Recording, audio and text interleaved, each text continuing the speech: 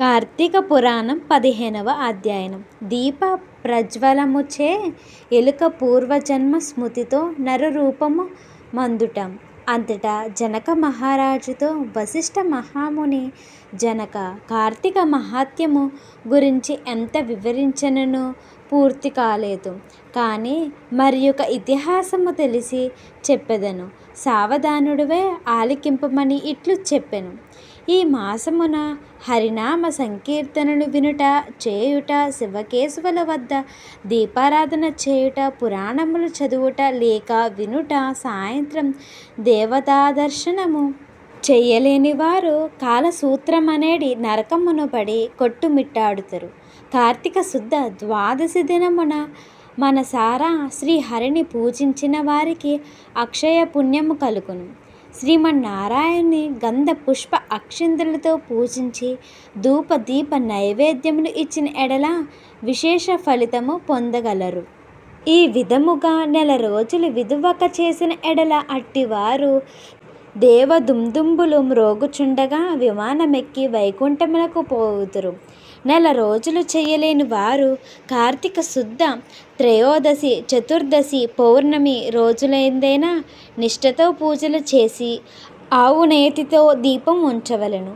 ఈ మహా కార్తీక మాసంలో ఆవు పాలు పితికినంతసేపు మాత్రము దీపం ఉంచిన ఎడల మరుజన్మలో బ్రాహ్మణుడిగా జన్మించును. ఇతరులకు ఉంచిన దీపము ఎగద్రోసి వృద్ధి చేసిన ఎడల లేక ఆరిపోయిన దీపమును వెలిగించిన అట్టువారులు సమస్త పాపములు హరించును. అందులకు ఒక కథ కలదు, వినమని వశిష్ఠుల వారు ఇట్లు చెప్పుచున్నారు. సరస్వతి నదీ తీరమున శిథిలైన దేవాలయం ఒకటి కలదు. కర్మానిష్ఠుడే యథాష్ట హృదయముకు ఒక యోగి పుంగవుడు ఆ దేవాలయమున వద్దకు వచ్చి కార్తీక మాసమంతయు అచ్చటనే గడిపి పురాణ పఠనం చేసి తలంపురాగా ఆ పాడుపడియున్న దేవాలయమును శుభ్రముగా ఊడ్చి నీళ్లతో కడిగి బొట్లు పెట్టి ప్రక్క గ్రామమునకు వెళ్ళి ప్రమిదలు తెచ్చి దూదితో ఒత్తులు చేసి 12 దీపములు ఉంచి స్వామికి పూజించుచు నిష్ఠతో పురాణం చదువుచుండి ఉండెను. ఈ విధముగా కార్తీక మాసం ప్రారంభము నుండి చేయుచుండెను. ఒక రోజున ఒక మూషికము ఆ దేవాలయంలో ప్రవేశించి నలుమూలలా వెతికి తినడానికి ఏమీ దొరకనందున అక్కడ ఆరిపోతున్న ఒత్తిని తినవలసినదేనని అనుకొని నోట కరుచుకొని ప్రక్కనున్న దీపము వద్ద ఆగెను. నోట కరిచియున్న ఒత్తి చివరకు అగ్ని అంటుకొని ఆరిపోయిన ఒత్తు కూడా వెలిగి వెలుతురు వచ్చెను. అది కార్తీక మాసం అగుట వలన శివాలయంలో ఆరిపోయిన ఒత్తు ఎలుక వల్ల వెలుగుటచే దాని పాపములు హరించుకుపోయి పుణ్యము కలిగినందును వెంటనే దాని రూపము మారి మానవ రూపములో నిలబడెను.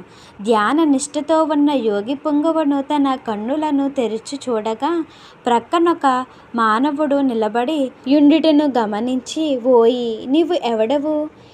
ఎందుకిట్లు నిలబడి ఉంటివి అని ప్రశ్నించగా, ఆర్య, నేను మూషికమును. రాత్రి నేను ఆహారం వెతుక్కుంటూ ఈ దేవాలయంలోకి ప్రవేశించి ఇక్కడ కూడా ఏమీ దొరకలేనందున నెయ్యి వాసనతో నుండి ఆరిపోయిన ఒత్తిని తినవలనని దానిని నోట కరిచి ప్రక్కనున్న దీపం చెంత నిలబడి ఉండగా నా అదృష్టవము కొలది ఆ ఒత్తి వెలుగుటచే నా పాపములు పోయినందున కాబోలు వెంటనే పూర్వజన్మ ఎత్తి తిని. కానీ ఓ మహానుభావ, నేను ఎందుకీ మూషిక జన్మ మెత్తవలసి వచ్చినో దానిని గల కారణమేమిటో విశదీకరింపమని కోరెను. అంతా యోగేశ్వరుడు ఆశ్చర్యపడి తన దివ్య దృష్టిచే సర్వము తెలుసుకొని, ఓయి, కిందటి జన్మలో నీవు బ్రాహ్మణుడువు.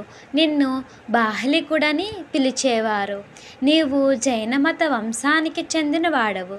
నీ కుటుంబాన్ని పోషించుటకు వ్యవసాయము చేస్తూ ధనాసపరుడై దైవ పూజలు నిత్య కర్మలు మరిచి నీచుల సహవాసము వలన నిషిద్ధమన్నం మనుచు మంచి వారాలను యోగ్యులను నిందించుచు పరుల చెంత స్వార్థించింతగలవాడై ఆడపిల్లలను అమ్ము వృత్తి చేస్తూ దానివల్ల సంపాదించిన ధనాన్ని కూడబెట్టుచు సమస్త తినుబండారములను కడుచోకగా కొని తిరిగి వాటిని ఎక్కువ ధరలకు అమ్మి అటుల సంపాదించిన ధనము నీవు అనుభవించక ఇతరులకు ఇవ్వక ఆ ధనము భూస్థాపితం చేసి పిసినారివై జీవించినావు. మరణించిన తరువాత ఎలుక జన్మమెత్తి ఎనుకటి జన్మ పాపం అనుభవించుచుండేతివి. నేడు భగవంతుని దగ్గర ఆరిపోయిన దీపాన్ని వెలిగించినందున పుణ్యాత్ముడివైతివి. దాని వలననే నీకు తిరిగి పూర్వజన్మ ప్రాప్తించినది.